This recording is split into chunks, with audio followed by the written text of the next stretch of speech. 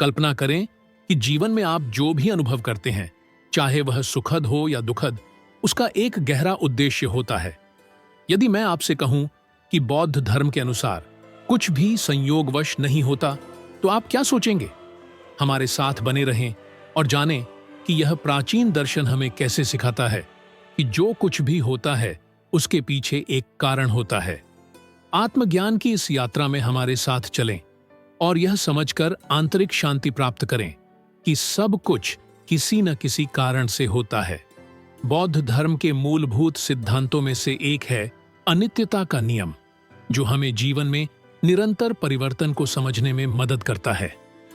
दुनिया में कुछ भी स्थायी नहीं है, सब कुछ लगातार बदलता रहता है। ऋतुएं बदलती हैं, हमारी भावनाएं प्रवाहित होती हैं, संबंध परिवर्तित होते हैं और यहां तक कि हमारे अपने शरीर भी समय के साथ बदलते हैं।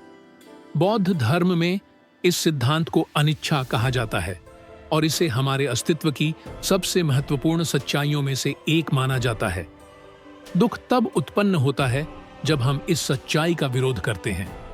हम चाहते हैं कि सुखद क्षण हमेशा बने रहें और कठिनाइयां तुरंत समाप्त हो जाएं। हालांकि जीवन एक निरंतर प्रवाह है, एक प्रक्रिया जिसमें सब कुछ बदलता रहता है। कुंजी यह नहीं है कि हम अतीत से चिपके रहें या वर्तमान से लड़ें, बल्कि यह है कि हम अपने जीवन के प्रत्येक चरण को शांतिपूर्वक स्वीकार करना सीखें। प्रकृति के बारे में सोचें। एक नदी न तो रुकती है और न ही एक ही रूप से चिपकती है, वह बिना प्रतिरोध के बहती रहती है। एक पेड़ पतझड़ में अपनी पत्तियां खो देता है, लेकिन वह इसके लिए दुखी नहीं होता, क्योंकि उसे पता है कि वसंत नई पत्तियां लाएगा।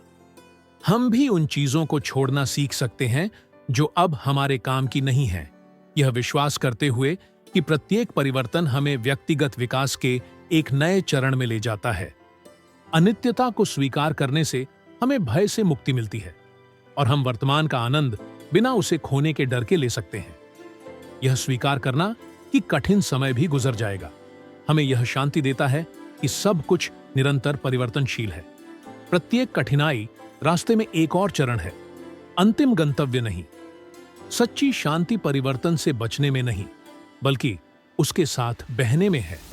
जब हम उन चीजों के खिलाफ लड़ना बंद कर देते हैं जिन्हें हम नियंत्रित नहीं कर सकते और अनासक्ति का अभ्यास करते हैं, तो हमें एक ऐसी शांति मिलती है जो बाहरी परिस्थितियों पर निर्भर नहीं करती।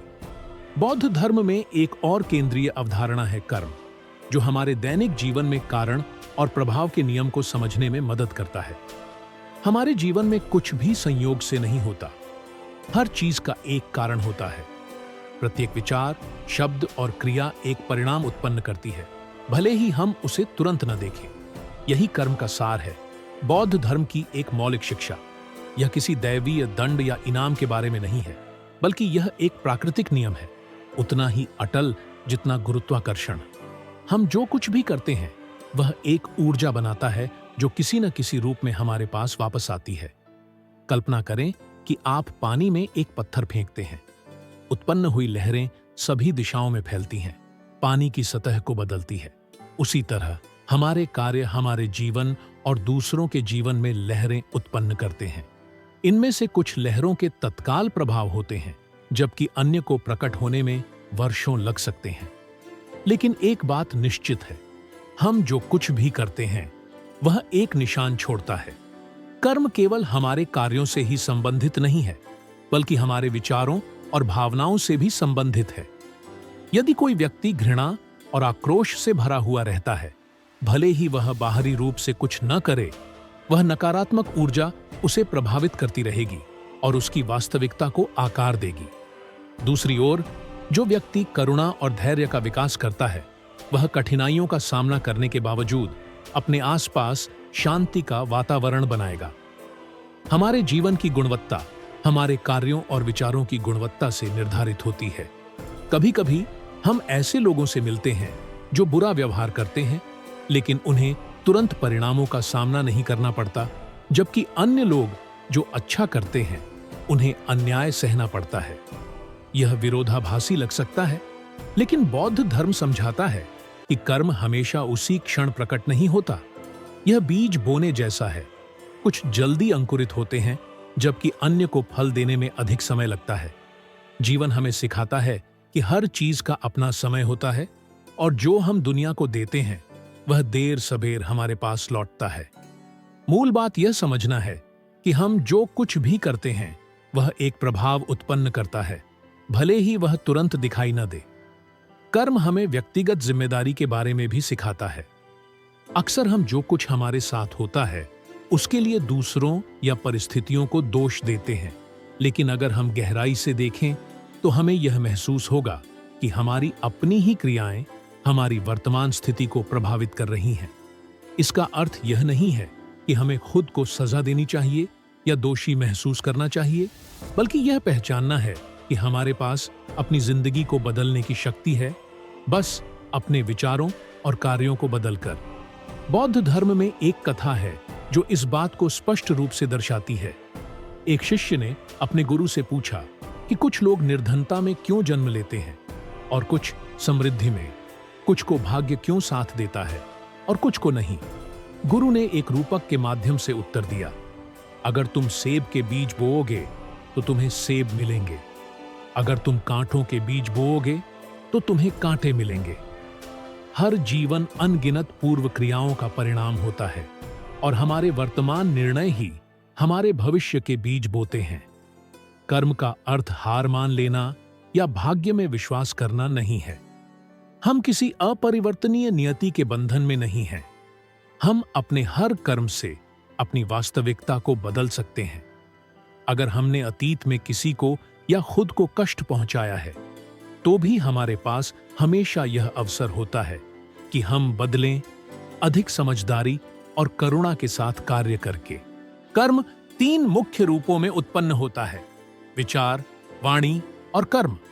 इनमें से प्रत्येक पहलू का हमारे जीवन और हमारे आसपास की दुनिया पर प्रभाव पड़ता है। एक नकारात्मक विचार जैसे घृणा भले ही छोटा लगे, अगर उसे बढ़ावा दिया जाए तो वह हानिकारक शब्दों और फिर विनाशकारी कार्यों में बदल सकता है।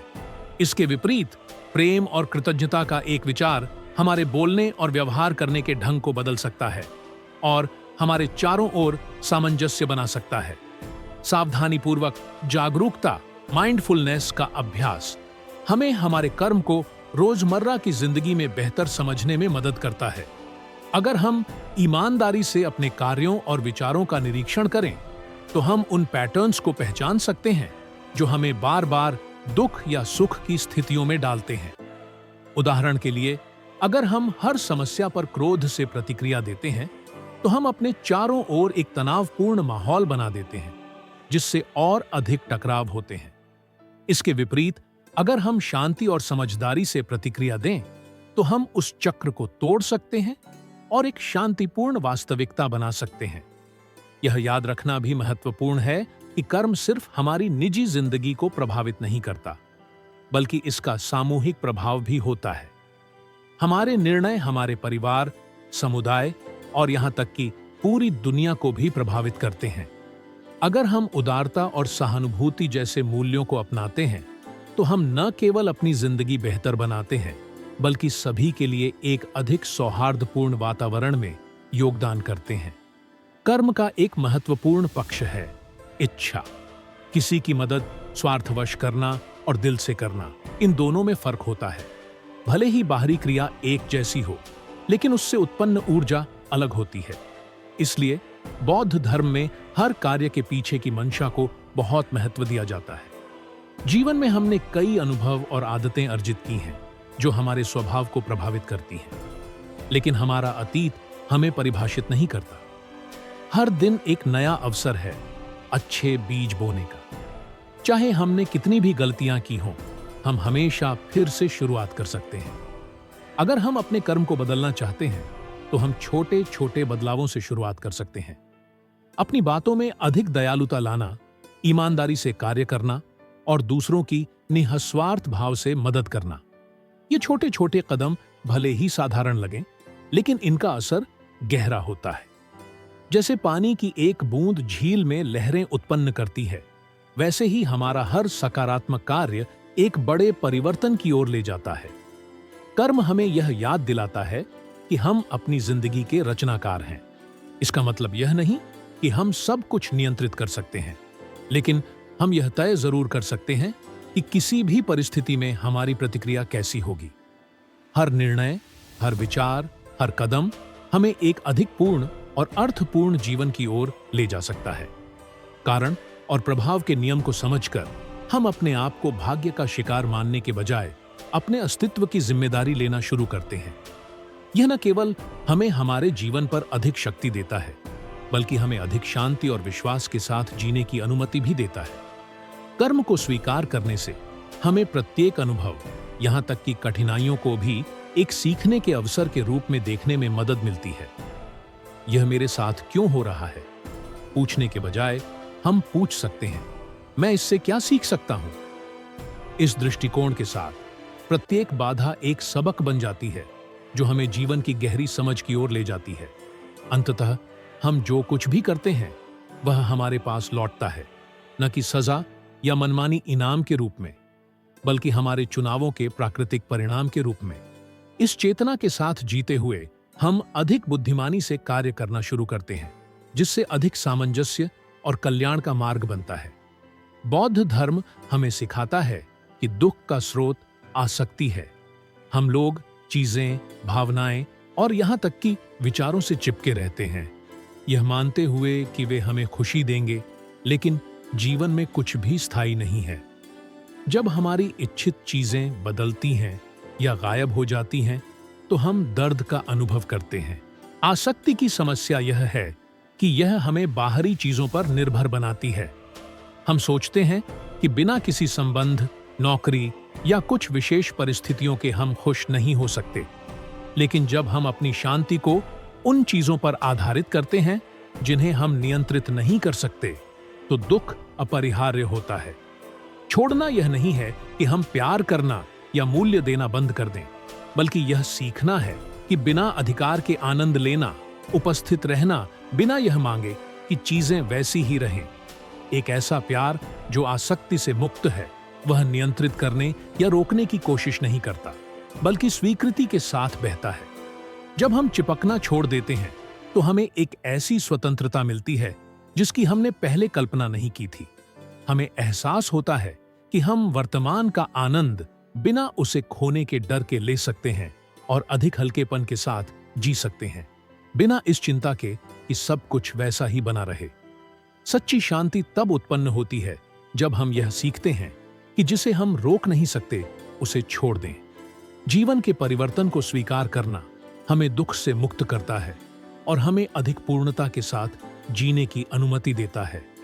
जीवन शायद ही कभी उस योजना का पालन करता है जिसे हम कल्पना करते हैं। बचपन से हमें सिखाया जाता है कि हम जो चाहते हैं उसके लिए संघर्ष करें, अपने लक्ष्यों को प्राप्त करने के लिए प्रयास करें, और जब कुछ हमारी अपेक्षा के अनुसार न हो तो उसका विरोध करें। हालांकि हमें शायद ही कभी यह सिखाया जाता है कि स्वीकृति का महत्व क्या है। बौद्ध धर्म में जीवन को वैसा ही स्वीकार करना जैसा वह है, बिना प्रतिरोध या अनावश्यक संघर्ष के, आंतरिक शांति पाने के लिए महत्वपूर्ण है। स्वीकृति का अर्थ यह नहीं है कि हम समझौता करें या हार मान लें। यह भी नहीं है कि हम प्रयास करना बंद कर दें या कठिनाइयों के सामने समर्पण कर दें। स्वीकृति एक स्पष्टता की स्थिति है जिसमें हम वास्तविकता को वैसा ही पहचानते हैं जैसा वह है, बिना निर्णय या अस्वीकार के। यह इस आवश्यकता को छोड़ देना है कि चीजें अलग हों ताकि हम पहले से मौजूद चीजों के साथ शांति में रह सकें। अक्सर हम जो कुछ हमारे साथ होता है उससे नहीं, बल्कि उसके प्रति हमारे प्रतिरोध से पीड़ित होते हैं। यदि कुछ हमारी इच्छा के अनुसार नहीं होता तो हम निराश हो जाते हैं। यदि कोई हमारी अपेक्षा के अनुसार कार्य नहीं करता तो हम क्रोधित हो जाते हैं। यदि चीजें बदलती हैं तो हम अतीत से चिपके रहते हैं। लेकिन जीवन अपनी गति से चलता रहता है, हमारी स्वीकृति के साथ या बिना। प्रतिरोध केवल दुख पैदा करता है, जबकि स्वीकृति हमें अधिक शांति के साथ आगे बढ़ने की अनुमति देती है। बौद्ध धर्म हमें सिखाता है कि हमारे जीवन में जो कुछ भी होता है वह कारणों और परिस्थितियों के एक जाल का परिणाम है। बिना कारण कुछ नहीं होता। हालांकि हम हमेशा तुरंत यह नहीं समझते कि क्यों प्रत्येक अनुभव हमें कुछ सिखाने के लिए होता है। अनिवार्यता के खिलाफ लड़ने के बजाय हम पूछ सकते हैं कि हम इससे क्या सीख सकते हैं। एक जैन गुरु अक्सर एक किसान की कहानी सुनाता था जिसके पास एक घोड़ा था। एक दिन घोड़ा भाग गया और उसके पड़ोसियों ने उसे सांत्वना दी, यह कहते हुए कि यह एक बड़ी दुर्भाग्य है। हालांकि किसान ने उत्तर दिया, कौन जानता है कि यह अच्छा है या बुरा। कुछ दिनों बाद घोड़ा कई जंगली घोड़ों के साथ वापस आया। पड़ोसियों ने किसान की अच्छी किस्मत का जश्न मनाया, लेकिन उसने वहीं दोहराया, कौन जानता है कि यह अच्छा है या बुरा। थोड़े समय बाद उसका बेटा उन घोड़ों में से एक को काबू में करने की कोशिश करते हुए गिर गया और उसकी टांग टूट गई। पड़ोसियों ने दुर्भाग्य पर शोक व्यक्त किया, लेकिन किसान ने फिर कहा, कौन जानता है कि यह अच्छा है या बुरा। कुछ सप्ताह बाद सेना गांव में युवकों को युद्ध में भर्ती वास्तविकता को स्वीकार करना यह नहीं दर्शाता कि जब आवश्यक हो तो हमें कार्य नहीं करना चाहिए। यदि कोई चीज हमें पीड़ा दे रही है और हम उसे बदल सकते हैं तो हमें उसे अवश्य बदलना चाहिए। लेकिन यदि कोई चीज हमारे नियंत्रण से बाहर है तो उसके खिलाफ संघर्ष करना केवल और अधिक पीड़ा ही लाएगा। बुद्धिमत्ता इसमें निहित है कि हम यह पहचान सकें कि क्या बदला जा सकता है और क्या हमें वैसे ही स्वीकार करना चाहिए।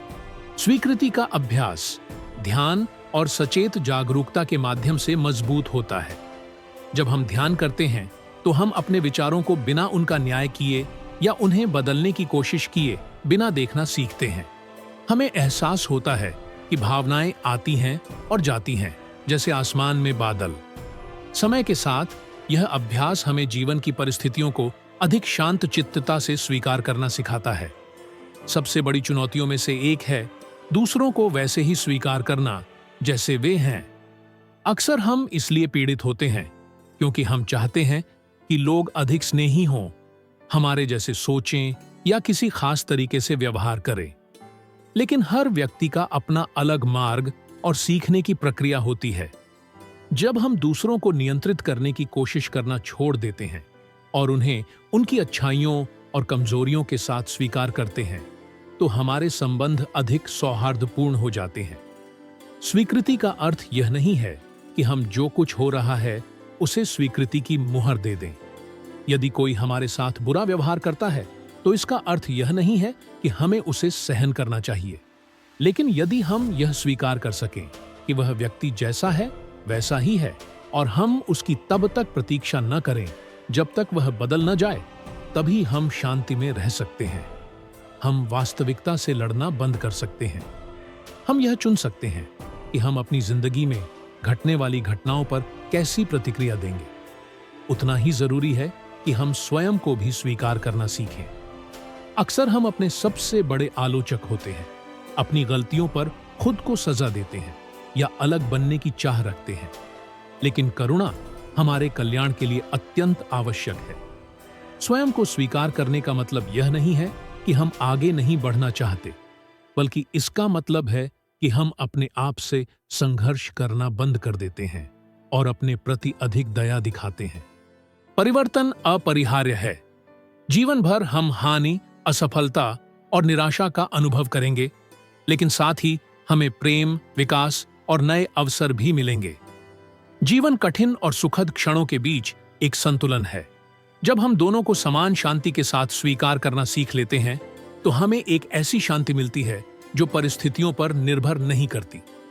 जीवन को जैसा है वैसे ही स्वीकार करना हमें प्रतिरोध के बोझ से मुक्त करता है। हमें निरंतर संघर्ष के बोझ को छोड़ने और प्रत्येक क्षण को कृतज्ञता के साथ अपनाने की अनुमति देता है।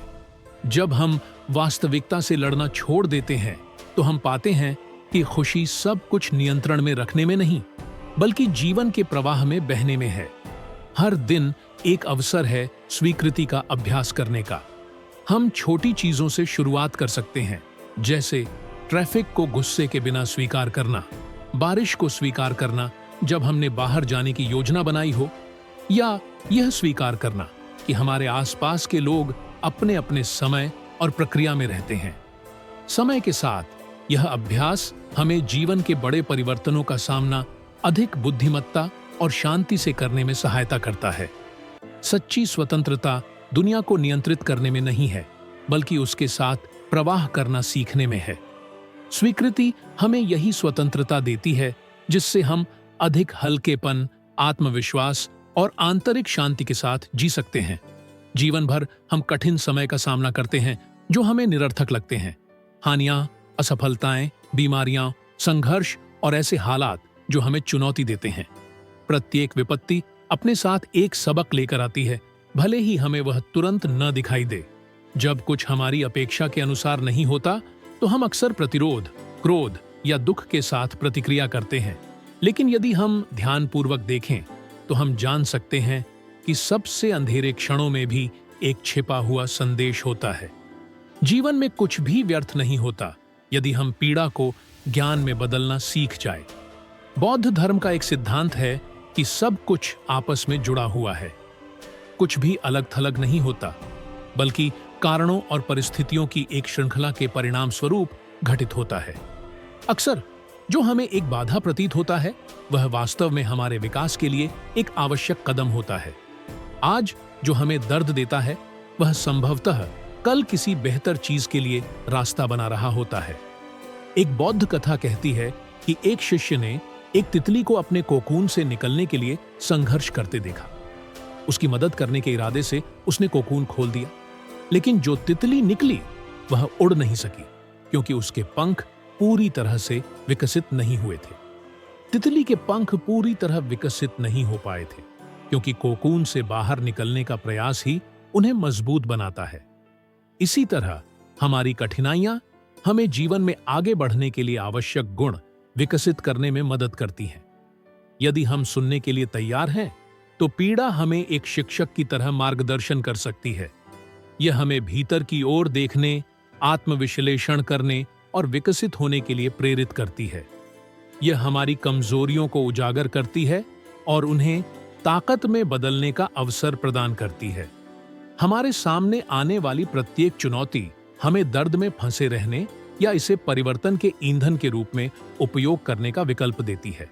जीवन में हमें हमेशा वह नहीं मिलता जो हम चाहते हैं, लेकिन हमें हमेशा वह मिलता है जो विकसित होने के लिए आवश्यक है।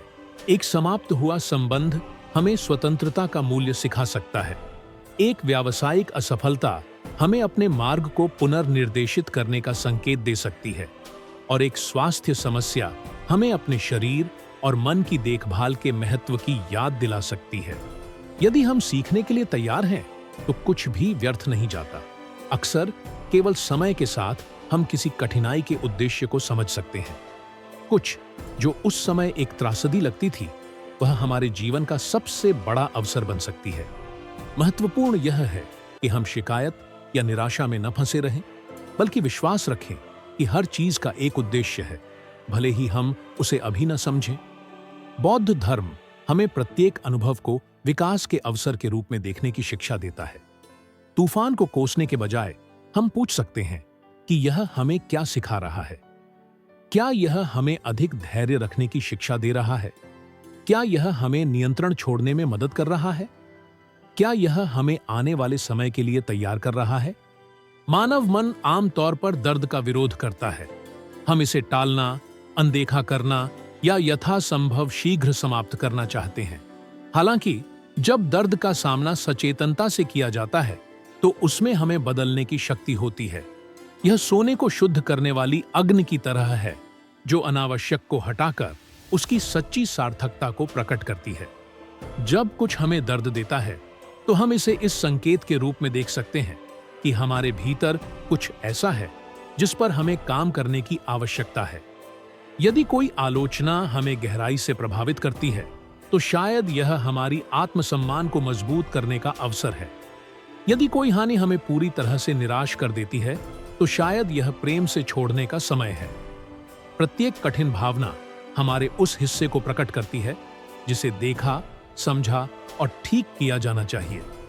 कठिन समय को स्वीकार करना हार मानना नहीं है, बल्कि उन्हें हमारे मार्गदर्शक के रूप में पहचानना है। हम प्रत्येक बाधा को एक दुर्भाग्य या हमें बदलने के अवसर के रूप में देखने का चयन कर सकते हैं। जिस तरह से हम उन्हें व्याख्या करते हैं वही निर्धारित करता है कि हम उन्हें कैसे जीते हैं। एक शक्तिशाली अभ्यास यह है कि हम अपने द्वारा झेले गए सबसे कठिन पलों के बारे में लिखें और सोचें कि उन्होंने हमें क्या सिखाया।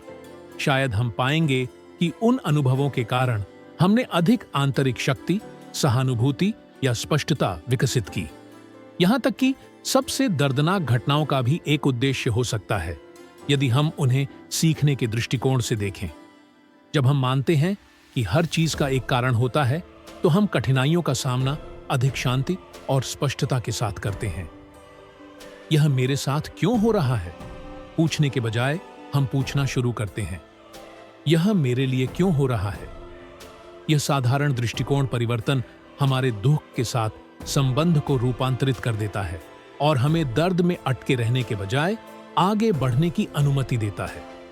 जीवन हमें जो सबक देता है वे हमेशा आसान नहीं होते, लेकिन वे हमेशा कुछ मूल्यवान सिखाते हैं। हर अनुभव, चाहे वह कितना भी कठिन क्यों ना हो, हमें किसी बड़े उद्देश्य के लिए तैयार कर रहा होता है। जब हम चुनौतियों को अवसर के रूप में देखना सीखते हैं, तो हम उनसे डरना बंद कर देते हैं और उन्हें अपने विकास का हिस्सा मानकर स्वीकार करने लगते हैं। कुछ भी संयोग से नहीं होता। कठिनाई का हर क्षण हमें गहरी समझ का द्वार खोल सकता है। हमें बस उस द्वार को पार करने का साहस चाहिए। सजगता की साधना। वर्तमान में जीना मानव मन अक्सर अतीत और भविष्य के बीच भटकता रहता है। हम या तो बीते समय को पछतावे या उदासी से याद करते हैं, या फिर भविष्य को लेकर चिंता और कल्पनाओं में डूब जाते हैं। हम शायद ही कभी वास्तव में उस एकमात्र क्षण में जीते हैं जो सचमुच अस्तित्व में है, वर्तमान। बौद्ध धर्म में सजगता या माइंडफुलनेस हमें वर्तमान क्षण में टिके रहने के लिए आमंत्रित करती है। हर पल को पूर्ण चेतना और बिना ध्यान भटकाए अनुभव करने के लिए प्रेरित करती है। जब हम अतीत से चिपके रहते हैं, तो हम पुरानी चोटों को फिर से खोलते हैं या उन यादों में खो जाते हैं जो अब नहीं हैं। जब हम भविष्य की चिंता करते हैं, तो हम ऐसी कल्पनाएं गढ़ते हैं जो शायद कभी घटित ही ना हो, जिससे अनावश्यक तनाव पैदा होता है। लेकिन वर्तमान ही एकमात्र यथार्थ है। यही वह स्थान है जहां हम वास्तव में क्रियाशील हो सकते हैं, महसूस कर सकते हैं और पूरी तरह से जीवित रह सकते हैं। सजगता केवल ध्यान तक सीमित नहीं है, यह जीवन में मौजूद रहने का एक तरीका है। इसका अर्थ है हर कार्य को पूरी उपस्थिति के साथ करना, बिना स्वचालित विचारों में बहने के। सजगता से भोजन करने का मतलब है हर निवाले का स्वाद लेना, न कि जल्दबाजी में खा लेना। सजग होकर सुनना मतलब है सामने वाले के साथ पूरी तरह से उपस्थित रहना, बिना यह सोचे कि अगला जवाब क्या होगा। सजग होकर चलना है हर कदम को महसूस करना, पैरों का जमीन से संपर्क, त्वचा पर हवा का स्पर्श, न कि मन में खो जाना। हम में से कई लोग लगातार एक तरह के विकर्षण की स्थिति में जीते हैं। हम बातचीत करते हुए मोबाइल देखते हैं, परिवार के साथ रहते हुए भी काम के बारे में सोचते हैं, और इसी तरह जीवन हमारी पकड़ से फिसलता चला जाता है। अक्सर जब हम खाना खा रहे होते हैं, तो भी हमारे मन में चिंता के विचार चलते रहते हैं। हमारा शरीर तो वहां होता है, लेकिन मन कहीं और भटक रहा होता है। यह मानसिक अलगाव हमें वर्तमान क्षण का आनंद लेने से रोकता है और तनाव को बढ़ाता है। सजगता का अभ्यास हमें यहां और अभी से फिर से जोड़ता है। बौद्ध धर्म मन को एक चंचल बंदर के समान मानता है, जो एक विचार से दूसरे विचार पर लगातार कूदता रहता है। ध्यान के माध्यम से हम उस बंदर को प्रशिक्षित कर सकते हैं कि वह शांत हो और वर्तमान पर केंद्रित रहे। शुरू में यह कठिन लग सकता है, लेकिन अभ्यास के साथ हम यह सीखते हैं कि अपने विचारों को केवल देखना है, उनमें खोना नहीं है, और ध्यान को उद्देश्यपूर्ण ढंग से निर्देशित करना है। एक सरल अभ्यास है अपनी सांस पर ध्यान देना, यह देखना कि कैसे हवा भीतर जा रही है और बाहर आ रही है, बिना उसे बदलने की कोशिश किए। जब भी मन भटके, बस फिर से सांस की लय में लौट आना। यह आसान आदत हमें वर्तमान में लौटने में मदद करती है और हमारी एकाग्रता को मजबूत बनाती है। सजग होने का अर्थ यह नहीं है कि हम सभी विचारों को मिटा दें, बल्कि यह है कि हम उन्हें आते जाते हुए देखें, बिना उनके पीछे भागे या उन्हें रोकें। कल्पना करें कि आपका मन आकाश है और विचार बादल हैं। आपको उन्हें न पकड़ना है, न धकेलना है, बस देखना है और जाने देना है। जब हम सजगता के साथ जीते हैं तो हमारी बहुत सी चिंताएं कमजोर पड़ जाती हैं। हम यह खोजते हैं कि हमारे दुखों का बड़ा हिस्सा अतीत से जुड़े रहने या भविष्य की चिंता करने से जन्म लेता है। इसके विपरीत जब हम वर्तमान में टिके रहते हैं तो हमें एक ऐसी शांति मिलती है जो बाहरी परिस्थितियों पर निर्भर नहीं करती। साथ ही यह अभ्यास हमें प्रतिक्रिया देने की जगह उत्तर देने की क्षमता सिखाता है। डर, क्रोध या निराशा से संचालित होकर तुरंत प्रतिक्रिया देने के बजाय हम भीतर एक अंतराल प्राप्त करते हैं जिसमें हम स्पष्टता और शांति के साथ प्रतिक्रिया चुन सकते हैं। बौद्ध धर्म में सिखाया जाता है कि प्रत्येक क्षण जागरूक होने का एक अवसर है। हमें आध्यात्मिक वापसी या विशेष परिस्थितियों की आवश्यकता नहीं है।